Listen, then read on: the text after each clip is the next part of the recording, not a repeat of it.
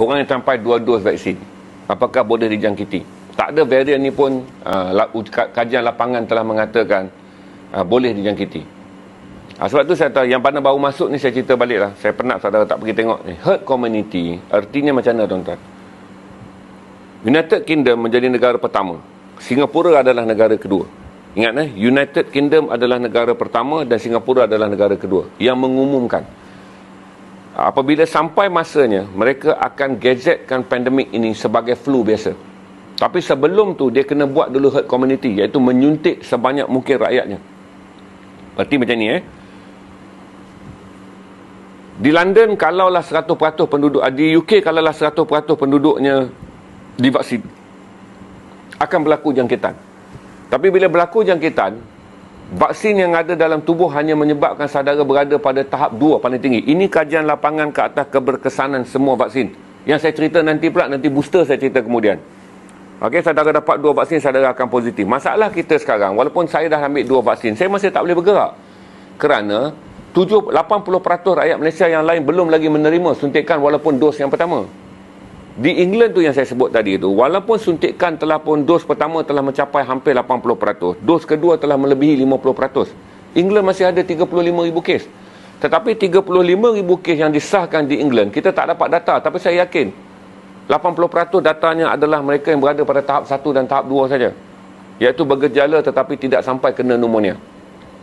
Berarti vaksin akan menyebabkan saudara kekal positif. Sebab tu walaupun saudara sekarang menerima 2 vaksin, jangan buat pergerakan kerana saudara akan kekal sebagai dijangkiti positif tetapi tidak bergejala. Tetapi kalaulah ibu saudara, anak saudara, keluarga saudara, rakan sekerja saudara masih belum divaksin, dia tak ada ketahanan. Kalau yang dah divaksin 1, okey, mereka boleh mencapai sekurang-kurangnya 50% ketahanan dengan 1 vaksin. Ada vaksin yang dengan 1 suntikan pun dia dah boleh cecah 80%. Suntikan kedua yang akan melengkapkannya menjadi 98%, 96%. Kalau Pfizer ni 1 vaksin pun dah beri jaminan saudara dapat 80%. Jangkitan suntikan yang kedua akan memberikan saudara lebih kuat, iaitu 96%. Pfizer rasa saya suntikan kedua dah capai 83%. Saya tak tahu data bagi suntikan pertama. AstraZeneca, suntikan pertama saya tak tahu berapa kuatan dia, tapi suntikan kedua boleh membawa anda mencapai 93% kekebalan. Orang macam saya yang memang lemah dari segi imunisasi. Okey, berarti macam ni yang dia kata tadi pun soalan boleh dijangkiti. Cuma kenapa itu sebab tu kita kata saya balik pada England apabila England dah capai penuh, England telah meletakkan jangkaan di mana bermula pada 1 hari bulan Januari tahun 2022, iaitu tahun depan, England akan menggazetkan COVID-19 hanya sebagai flu sesama. Kerana dalam jangkaannya kuman itu tidak akan hilang di England, tetapi penduduk England semuanya telah divaksin. England akan meletakkan bahawa sasarannya adalah menurunkan kadar jangkitan 25,000 kes setahun. Berarti secara puratanya England akan menerima lebih kurang 2,100 kes sebulan. Secara hariannya England bersedia untuk menerima 70 kes sehari. Berarti virus ni tak akan hilang daripada muka bumi.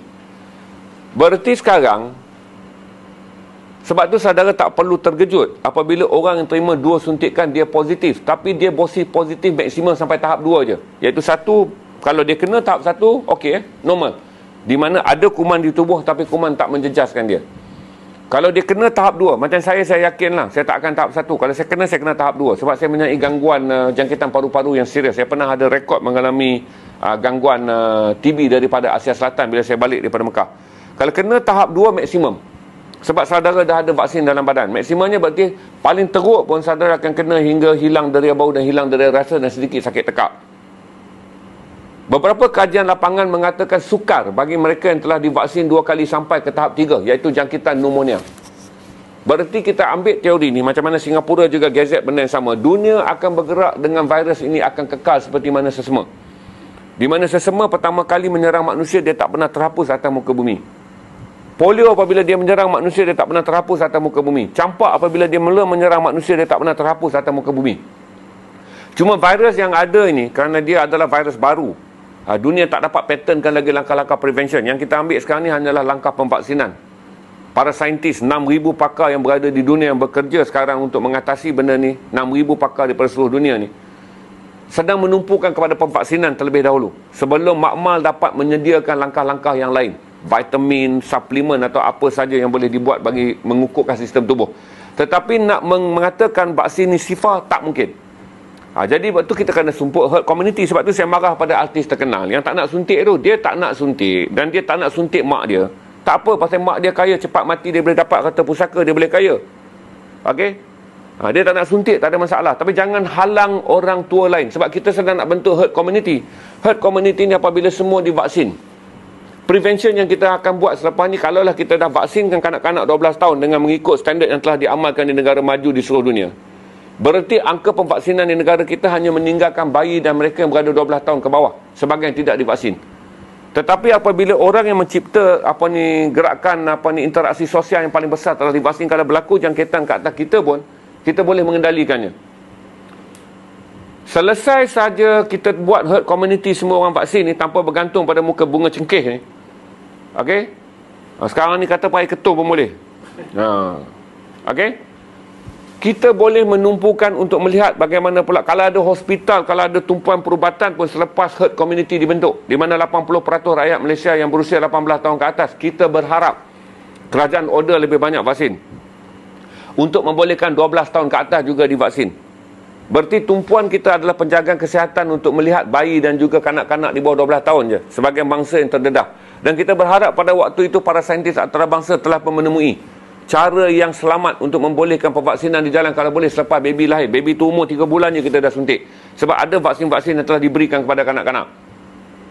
Jadi berarti tuan-tuan, kita tak boleh benarkan orang yang dah terima 2 suntikan bergerak sebebas-bebasnya seperti mana di England. England dia buat kerana dia telah mencapai 50% lebih untuk 2 vaksin dan 80% hampir untuk 1 vaksin. Dia boleh bergerak.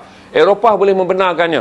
27 negara Eropah membenarkan rentas negara bagi mereka yang memiliki pasport vaksin, yang dipanggil sebagai vaksin certificate.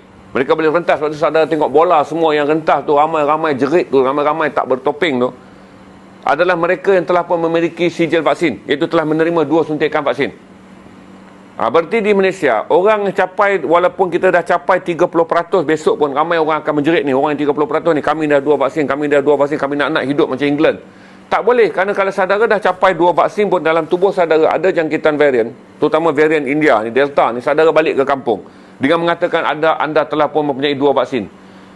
Memang anda telah 2 dos, tapi kuman yang ada pada anda jangkiti ibu anda yang mungkin belum lagi divaksin. Kerana pemvaksinan sekarang ni ditumpukan di Lembah Kelang sebagai garisan yang paling kritikal. Setahu saya bahawa Kuala Lumpur akan mencapai 80% pemvaksinan pada 30 hari bulan Ogos. Selangor saja bulan ni cuti 4 juta dos. Selangor saja. Berarti besok janganlah orang yang kena vaksin ni pula menjerit. Apa guna divaksin tapi tak boleh bergerak.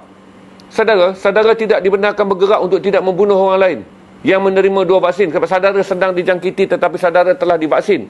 Tetapi saudara tak boleh bergerak kerana wabak yang ada pada saudara akan menjangkiti orang yang belum divaksin. Jadi jangan gelojoh. Kepada yang dah suntik 2 vaksin, jangan gelojoh. Kerana anda masih lagi boleh menjadi perumah pada mereka yang tidak divaksin. Okey? Sama saja orang yang ada 2 vaksin boleh menjadi perumah senyap. Sama seperti orang yang tak divaksin tapi dijangkiti dengan tak bergejala. Jadi pada masa ini selagi herd community, iaitu orang negara ini tidak divaksin sepenuhnya, berarti orang yang ada 2 vaksin, standard dia sama saja dengan orang yang dijangkiti tapi bergejala 1. Iaitu tak bergejala, tahap 1. Sama saja, bila kita bergerak, kita boleh mengancam nyawa orang lain. Jadi sabar sekejap yang ada 2 vaksin dan jangan putus asa. Sebab memang hakikatnya mereka yang telah divaksin, akan positif. Tetapi tidak akan mengancam kesihatan saudara hingga ke tahap yang kritikal. Tetapi 2 vaksin, kalau saudara pergi ke tempat orang yang belum divaksin, saudara boleh menjadi pembawa dan menjahanamkan keselamatan kesihatan orang lain. Itu saya jelaskan mengenai divaksin 2 kali akan positif, tetapi tahap ketahanan tubuh tidak akan menjejaskan saudara kepada jangkitan tahap 3, iaitu pneumonia, iaitu jangkitan paru-paru. Paling pun kita kena tahap 1 dan tahap 2 je. Okey?